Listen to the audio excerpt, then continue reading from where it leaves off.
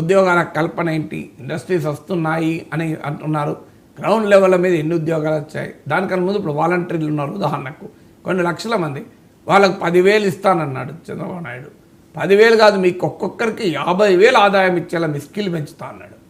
ఏమైంది? ఇప్పుడు వాలంటీర్ మాటలేదు, ముచ్చట్లేదు కదా. సహజంగానే వాళ్ళు అసంతృప్తి ఉండదా? రైతు భరోసా వేయలేదు, మీకు తల్లికి దీవెన వేయలేదు. సో ఇలాంటి అసంతృప్తి ఉంది, అనుమానాలు ఉన్నాయి. కానీ అదే సమయంలో చంద్రబాబు నాయుడు వెంటనే గద్దదించి జగన్ ఎక్కియాలన్న భావన లేదు. చంద్రబాబు నాయుడు వెంటనే గద్దదించాలి అనే భావన ఉన్నప్పుడు జగన్మోహన్ రెడ్డి అరెస్ట్ చేస్తే జగన్కు లాభం. సరిగ్గా అదే జరిగింది. చంద్రబాబు నాయుడు అరెస్ట్, జగన్ను గద్దదించాలని ప్రజల్లో భావన ఉన్న సమయంలో చంద్రబాబు నాయుడు అరెస్ట్ చేశారు. అది పెద్ద ఎత్తున సానుభూతి అంశమైంది. కానీ ఇక్కడ ఆ పరిస్థితి లేదు. ఎక్కడ పరిస్థితి ఏంటి? ఇప్పుడు చంద్రబాబు నాయుడు ప్రభుత్వాన్ని ఇప్పటికిప్పుడు గద్దదించాలన్న భావన లేదు. కొంత అసంతృప్తి ఉంది కొన్ని వర్గాల్లో, కొన్ని అంశాలపైన. కానీ ఇప్పటికీ రాజకీయ వ్యతిరేక ప్రభంజనం వైఎస్ఆర్ కాంగ్రెస్ చెప్తోందో అలాంటి స్థితి లేదు. అందువల్ల ఇది సానుకూల సమయము అరెస్ట్ చేస్తే అనేది ఒక క్యాలిక్యులేషన్. రెండో క్యాలిక్యులేషన్ ఏంటి? ఎన్నికలు దగ్గరలో లేవు, చాలా దూరం ఉన్నాయి. ఇప్పుడు ఒకవేళ అరెస్ట్ చేస్తే జగన్ పట్ల సానుభూతి వచ్చినా ఒకవేళ అది 4 ఏళ్ళ దాకా సస్టైన్ కాదు. ఎందుకంటే ఈ లోపల అనేక ఇతర ఫ్యాక్టర్స్ చూపుతాయి. నేను ఇంతకుముందు చెప్పిన 2014 కన్నా ముందు జగన్ అరెస్ట్ ఫ్యాక్టర్ కన్నా ఇతర ఫ్యాక్టర్లు ఎలా డామినేట్ చేశాయో ఇప్పుడు కూడా ఇతర ఫ్యాక్టర్లు డామినేట్ చేస్తాయి ఎన్నికలు వచ్చే వరకు. సో అందువల్ల ఇప్పుడు అరెస్ట్ చేసిన ఎన్నికల సమయానికి ఒకవేళ అది సానుభూతిగా ముందు ఉన్నా తర్వాత అది ఉండకపోవచ్చు. ఇది రెండో ఫ్యాక్టర్. మూడో ఫ్యాక్టర్ ఏంటంటే పొలిటికల్ ఫ్యాక్టర్స్ ఉంటాయి. ఇప్పుడు ఉదాహరణకు మీకు చంద్రబాబు నాయుడు అరెస్ట్ చేసిన సమయంలో మీకు జరిగిన రాజకీయ పరిణామాలు కూడా కీలకం. ప్రజల్లో వ్యతిరేకత చంద్రబాబు నాయుడు అరెస్ట్ చేయడం ఏంటి అని రావడమే కాదు, పవన్ కళ్యాణ్ రంగంలో దిగడము, ఆయన వైసీపీ వ్యతిరేక ఓటు చీలకూడదు అని స్టాండ్ తీసుకోవడము, వైసీపీ వ్యూహాత్మక తప్పిదము అంటే చంద్రబాబు నాయుడు పవన్ కళ్యాణ్ల మధ్య మైత్రి పెంచే రీతిలో టీడీపీ జనసేనల మధ్య రాజకీయ సామాజిక సమీకరణలు వచ్చే రీతిలో ఇద్దరిని కలిపి అటాక్ చేశారు. తెలివిగా ఎవరు ఆ ఇద్దరిని కలిపి అటాక్ చేయరు. అందులో ఒకరిపైన ప్రధాన ప్రత్యర్థి ఎవరిని గుర్తించి వాళ్ళని అటాక్ చేస్తారు. వీళ్ళు ఇద్దరిని కలిపి కొట్టారు. కలిపి కొట్టాలి, ఇద్దరు ఏకమైనరు. వాళ్ళిద్దరు ఏ స్థాయిలో ఏకమైనరు? బూత్ స్థాయిలో ఉండే కార్యకర్త స్థాయి వరకు ఏకమయ్యారు. ఎమ్మెల్యే టికెట్ రాని వాళ్ళు కూడా జగన్ ఓడించడానికి పోతపోని నా సీటు పక్కపాటికి ఇచ్చిన మంచిదే మిత్రపక్షానికి అనే దశకు తీసుకొచ్చుకున్నారు. సో ఈ పొలిటికల్ ఫ్యాక్టర్స్ కూడా కారణమవుతుంది. ఇప్పుడు జగన్మోహన్ రెడ్డి కొత్త మిత్రపక్షం ఎవరు లేరు. ఎవరు జగన్మోహన్ రెడ్డి కలవడానికి సిద్ధంగా లేరు, కలుపుకోవడానికి సిద్ధంగా లేరు. అందువల్ల ఇప్పుడు ఉదాహరణకు కూటమిలో ఏదైనా డిఫరెన్సెస్ వచ్చి ఆ కూటమి అనేది ఇప్పుడు టీడీపీతో బీజేపీ దూరం అవడము ఇలాంటి పరిణామాలు జరిగినప్పుడు అరెస్ట్ అయితే నష్టం ఎక్కువ ఉంటుంది. సో ఇప్పుడు కూటమి బలంగా ఐక్యంగా ఉంది. చంద్రబాబు ప్రభుత్వాన్ని గద్దదించాలన్న భావన ప్రజల్లో ఇంకా రాలేదు. ఎన్నికలు 4 నెలలు దూరం, 4 ఏళ్ళు ఉన్నది. ఇది రైట్ టైం కదా టీడీపీకి. ఈ 3 ఫ్యాక్టర్స్ రీత్యా జగన్మోహన్ రెడ్డి ఇప్పుడు అరెస్ట్ చేస్తే లాభం ఉంటుంది అనేది తెలుగుదేశం వర్గాల అంచనా. దాంతోపాటు ఇంకొకటి ఏంటి, 2014కు ముందు అరెస్ట్ అయినప్పుడు జగన్మోహన్ రెడ్డి అప్పుడు ఆయన సిస్టరు మదర్ ఆయనతో ఉన్నారు. రాజశేఖర్ రెడ్డి సతీమణి, రాజశేఖర్ రెడ్డి కూతురు. రాజశేఖర్ రెడ్డి అనే సెంటిమెంట్ ప్రజల్లో బలంగా ఉంది. ఇప్పుడు 10 ఇన్నేళ్ళు అయిపోయింది, దాదాపు పుష్కర కాలం అయిపోయింది. రాజశేఖర్ రెడ్డి అనే సెంటిమెంట్ ఇప్పటికీ అంత ఫ్రెష్గా ఉండదు.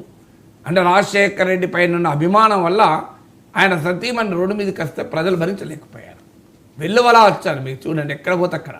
సో విజయం వచ్చారు అని ఆయన రాజశేఖర రెడ్డి బిడ్డగా జగనన్న వదిలిన బాణం రాజన్న బిడ్డను అంటూ షర్మిల వస్తున్నారు. ఇప్పుడు ఇద్దరూ లేరు. వాళ్ళిద్దరు ఇప్పుడు ఎక్కడున్నారు?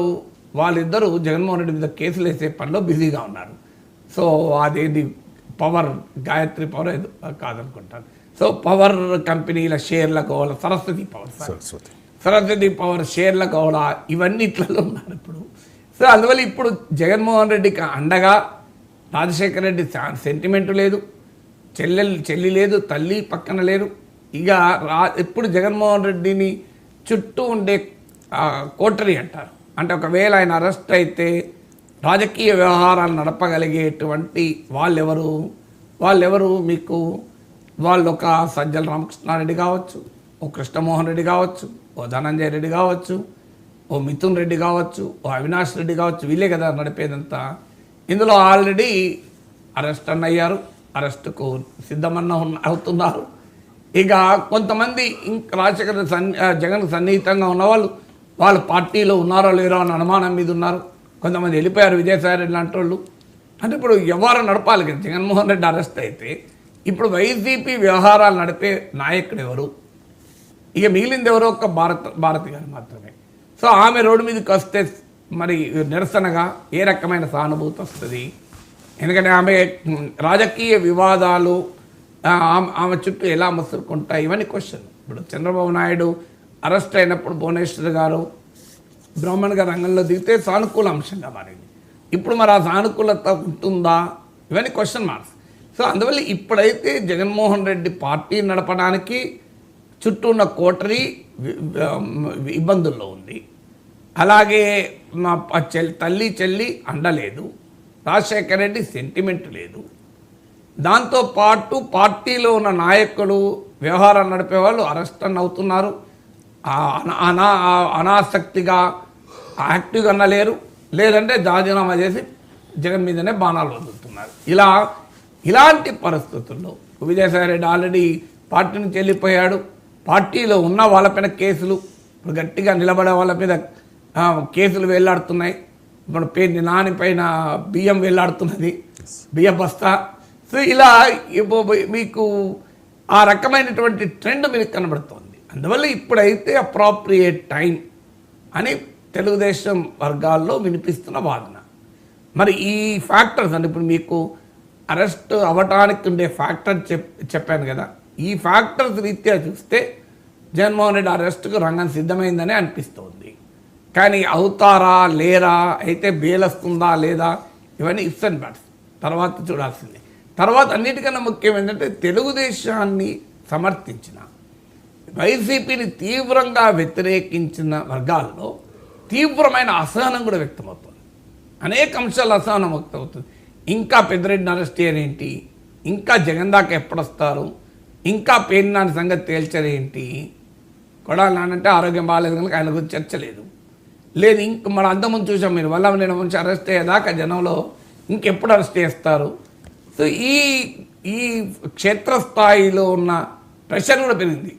తెలుగు తమ్ముళ్ళ సోషల్ మీడియాలో ఉతికి ఆరేస్తున్నారు ఎంతకాలం అని. మీరు అది టీడీపీ అనుకూల టీవీ ఛానల్లో డిబేట్లు చూస్తున్నా మనకు అర్థమవుతుంది. టీడీపీ అనుకూల లేదా జగన్ వ్యతిరేక పత్రికల్లో పేజ్ వన్ చూసినా అర్థమవుతుంది మనకి ఈ అసహనం ఎలా వ్యక్తమవుతుంది అని. అందువల్ల ఇప్పుడు జగన్మోహన్ రెడ్డిని అరెస్ట్ చేస్తే లాభం తర్వాత సంగతి, అరెస్ట్ చెయ్యకపోతే నష్టం వస్తుందా అనే భావన కూడా తెలుగుదేశంలో ఉంది. అంటే మళ్ళీ కూడా చెప్తున్నా, అరెస్ట్ చేస్తే లాభమా తర్వాత సంగతి. అరెస్ట్ చెయ్యకపోతే చంద్రబాబు నాయుడును లోపలేసిన జగన్మోహన్ రెడ్డిని చంద్రబాబు నాయుడు ఉపేక్షించాడు.